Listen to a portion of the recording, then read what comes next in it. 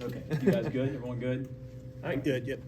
Coach, you want an opening statement, or just want to start with questions? No, let's go take questions today. All right. Get it out of the way. Any updates on the waiver appeals?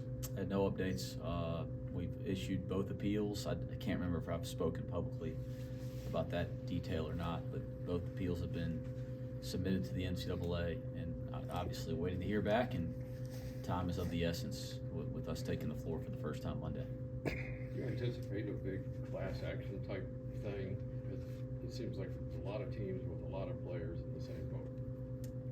You know, I think my focus right now is on Aziz and Jamil's well-being. And like I've said this many times, that's not a line. This has been extremely difficult for them.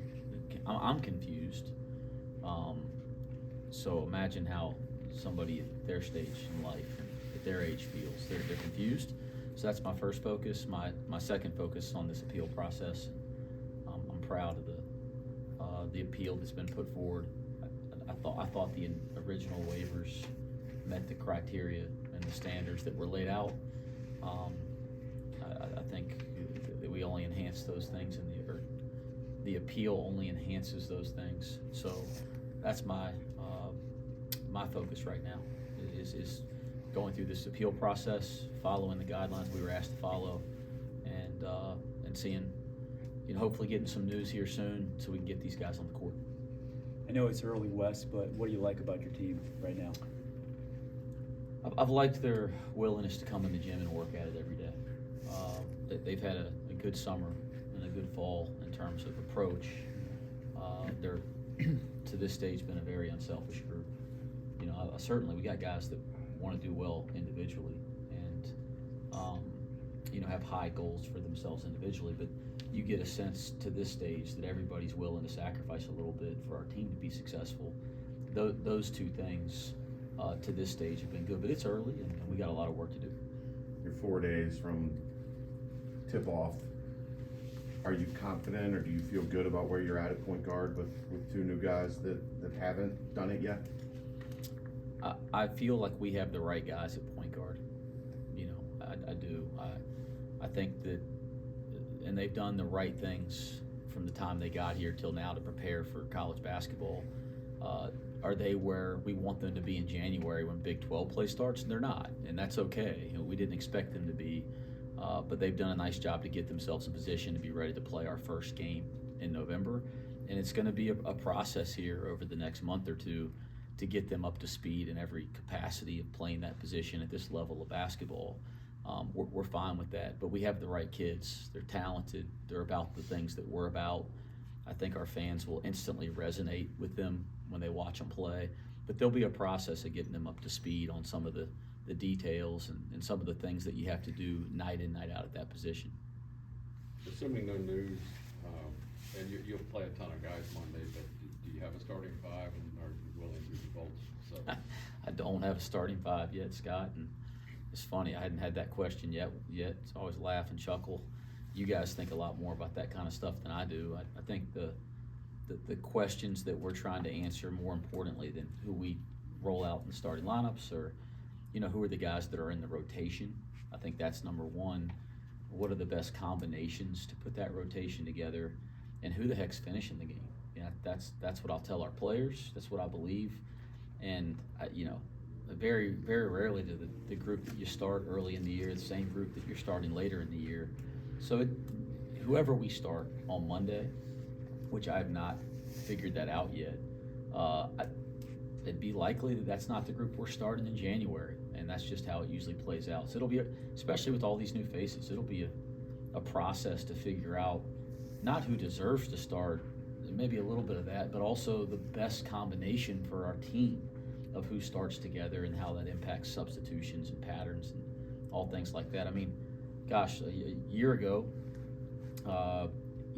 pretty hard to imagine David DeJulius not starting or Micah Adams-Woods not starting, right? I mean, there's a couple guys that was just obvious because of what they'd done. Landers Nolly, it was pretty hard to imagine. It's a little different with this group. There's a lot of guys competing for roles on this team, and lineups, like I said, I care a lot more about who finishes and who plays, but starting lineups, we're not even close to having that figured out. You've talked about how different the offense is going to be, losing some of those guys that you just mentioned. How are your guys this year adjusting to how different the plan is going to look offensively? It's been an adjustment, right? It's kind of why you have a preseason. It's why you have practice. Like there's a little bit of trial and error. I think the big picture things we're trying to do offensively that we started with, I think we've doubled down on that because it appears that that's 100% the right way to play, and our guys are improving in those areas, and it accentuates our guys' strengths. Some of the details or actions or the things that we're focusing on possession to possession, we're adjusting as we go. We've learned a lot about this team over the last month. And by the way, again, when you have all these new faces, that'll happen throughout the course of November as well. Like we won't have it all figured out the first 2 weeks of games, but that's part of going through those first couple weeks is learning your team when you start to see different opponents and do you kind of different relish coverages. in that challenge and like having the ability to teach these guys as a young basketball coach? I love teaching. I love coaching. It's one of my favorite parts of my job. I love my job, and one of my favorite parts of it is teaching. And if you've come to our practices, I hope that's obvious. But that's one of the things that gets me popping out of bed in the morning is the chance to teach. Big picture, Wes, what is the vision from you for the next step for this program, for you this year, for this team this year? Yeah, big picture, it's clear that we want to compete for championships at Cincinnati. I mean, that's what we're here to do. We want to compete for championships. We want to help our guys leave here to go on to professional careers, and we want to educate our guys. Like that's the big picture goals here. I think that's known. We all know that. That's why we're here. But day to day is just about getting better and stacking days and making those daily deposits to grow, to learn. And that is how we evaluate it day to day. Did we get better today? Are we better today than we were yesterday? That's all it's about. Have you guys had a chance to see their new home yet? And your thoughts on the new locker room? Gosh, we have not officially moved in there yet. There's so much construction going on around us, and we're working around that construction. I'm sure a couple guys have been able to peek through some open doors and see what's going on, but we have not officially walked in there as a group. They're not officially using it, but it's close. Everybody knows how construction goes. I thought we were going to be in there a while ago. Then I thought we were going to be in there yesterday. But I do believe we'll be in there by tomorrow, which will be exciting. And it's what I'll tell everybody. It is first class. The people that donated money to help us with this project, we're so thankful. It's as nice as any locker room and lounge and recovery facility as I think there is in sports. I mean, it's not even just a college basketball thing. It is done first class. It's going to impact our guys every day, not just because they have some awesome place to spend their time, but that's where they're going to get to know each other. That's where they're going to make their memories. I mean, I think the facilities where the players interact are the most important facilities on a campus. Starts with the facilities they interact on the court together. This would be the second most important one to me. And now we have one of the greatest arenas in college basketball. I can't imagine anywhere's better than that. And now we have a kind of a locker room or basketball facility where when they're not in there on the court, that's where they're hanging out. I think that does really matter over time. So Tobes gets a passing grade? Yeah, Zach Tobler, who oversaw the construction on this, is a former player, which also made it very special as well. And it's been nice to have a former player. I'm very impatient, guys. So, I mean, I'm probably hovering around that project every day for the last 9 months, seeing if we're getting there. And it's been nice to have a guy that I know wants it to get done, not just as quickly as I do, that's overseeing it, but to the same standard because he played here. And so it's been a thrill to have Zach around every day. He's probably not going to miss me bugging him when this thing gets completed, but we're going to miss having him around on a day-to-day basis. Is there anybody on the roster that surprised you guys over the past few weeks, over the summer, that's made you say, we might not have had a huge plan for them to get on the court early, but we feel like this is a guy that can help us out faster than we thought? I think a number of guys, there's been aspects of their game that you go, wow, I'm learning them as we go, or even returning guys, the improvement is notable. And so I think that's always our job as a coach is, we say this all the time, like we don't put guys in boxes here. Like we really believe in player development. So when we come out for the spring and the summer and our fall preseason, we don't sit there and say, you're only allowed to do this and you're only allowed to do that, because players will surprise you. They worked on their game, they developed. If they're given an opportunity, they'll show you some things that you didn't know they could do. That's going to happen in our program every single year, and it'd be unfair to talk about one guy because there's numerous examples.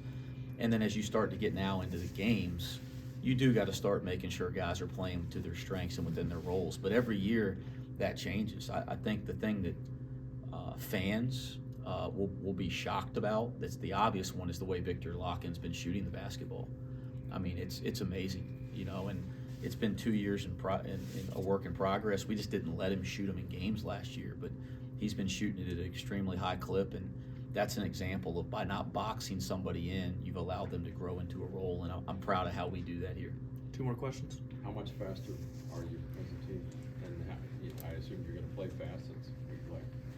Yeah, when we got, like all the guys, like you throw Aziz and Jamil into that group, there's just so much length and athleticism and depth that you can really sustain playing at an extremely high pace, and that's fun. That's what I've always believed in, the most fun way to play, the way I prefer to play, and the best way to consistently put yourself in position to win every night is to get a deep team, a talented team out in the open court and continue to put pressure on the defense. We have the ability to do that with Aziz and Jamil for sure. Thoughts on the passing of Bob Knight? Wow. One of the titans of our game and college sports, and certainly if you're a coach, Bob Knight impacted you. I mean, there's no way if you're a basketball coach that Bob Knight hasn't impacted you. My thoughts and prayers to his family. I know his son Pat is a friend of mine, so my thoughts and prayers with his family, specifically Pat. And then, I learned a lot about Coach Knight in 2 ways. Coach Williams, interacted with him quite a bit and shared a lot of those stories with me about some of the things he learned going to watch his practices years ago, or playing golf with him and things of that nature. And I've always kind of relished that and taken that to heart. And then I had a guy that you guys know well, Mike Roberts, that we were together for 10 years and still one of my best friends. And he was recruited by Bob Knight to Indiana, played for him for a very short term before he left, before Coach Knight left Indiana, then went to work for him at Texas Tech, and they were extremely close. And so I got a lot of stories and wisdom passed down through Coach Roberts. So I can't say that I had a personal relationship with him, never met him, but there's so many things that we do that in some form or fashion are derived from the things that he did, and that's what happens when you're one of the greatest that's ever coached at any sport. So again, thoughts and prayers with his family. All right, thanks, Coach. Thanks, Wes.